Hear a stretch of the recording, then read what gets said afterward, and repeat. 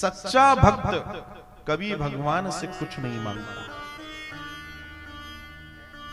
जो सच्चा भक्त होगा वो परमात्मा से कभी कुछ नहीं मांगेगा, और मांग लिया तो फिर साहब रिश्ता दूसरा हो जाता है, फिर रिश्ता कुछ और हो जाता है, लेन देन शुरू हो जाता है, व्यापारीकरण हो जाता है। भगवान मांगने के लिए नहीं है, भगवान समर्पण के लिए। समर्पण का दर्शन परमात्मा है, हम समर्पित हो जाएं। अच्छा, तुम मांगोगे भी तो क्या मांगोगे? जितनी तुम में बुद्धि है उतना मांगोगे।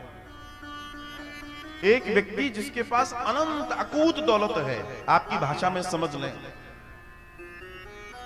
और आप उससे कहें भैया 100 रुपए दे दो, जबकि वो दे सकता है तुम्हें कई 100, लेकिन तुम्हारी बुद्धि, तुम्हारी सोच, तुम्हारा आवरण, तुम्हारा आसपास का माहौल सिर्फ तुम्हें 100 रुपए की वैल्यू करवा रहा है। एक बार की बात है, गुरु गोविंद सिंह जी अपने राज्य में शास्त्रीय ब्राह्मण बुजुर्ग बहुत दूर की यात्रा करके गुरु गोविंद सिंह के राज्य में आते हैं, और गुरु गोविंद सिंह जी उनका अभिवादन करते हैं।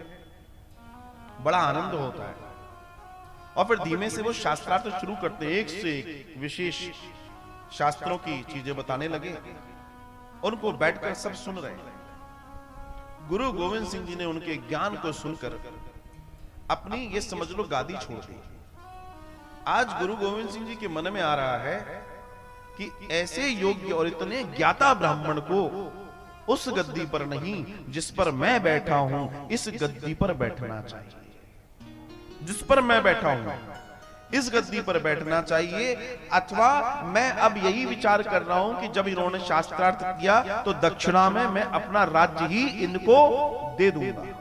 गुरु गोविंद सिंह जी की सत्य घटना है। अब साहब उन्होंने विचार कर लिया।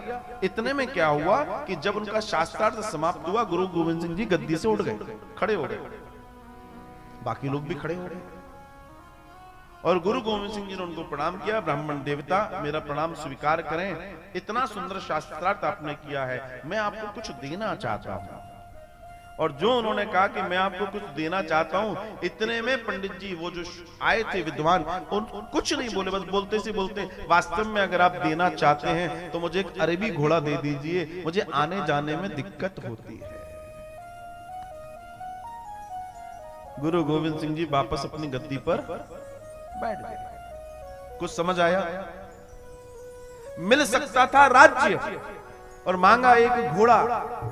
अब सोचो, हम गुरु गोविंद सिंह जी की बात कर रहे हैं, अब बात करो परमात्मा की। वो क्या नहीं दे सकता, वो क्या नहीं कर सकता, और उससे हम क्या मांग रहे हैं? अच्छा वो भी छोड़ो, अब वो परम पिता है, उसको क्या क्या नहीं मालूम कि आपको क्या चाहिए क्या नहीं चाहिए? उसको सब मालूम है, माता पिता को सब मालूम है बच्चे को क्या चाहिए। पाओगे नहीं संभाल पाओगे, ये देख कर देते हैं, ऐसे वो परमात्मा देख कर देता है। जीवन में ध्यान रखना। हम कई बार सोचते हैं भगवान सुन नहीं रहा, भगवान सब सुन रहा है, भगवान सब देख रहा है, लेकिन पहले आप योग्य तो हो जाओ, पहले आप योग्य हो जाए।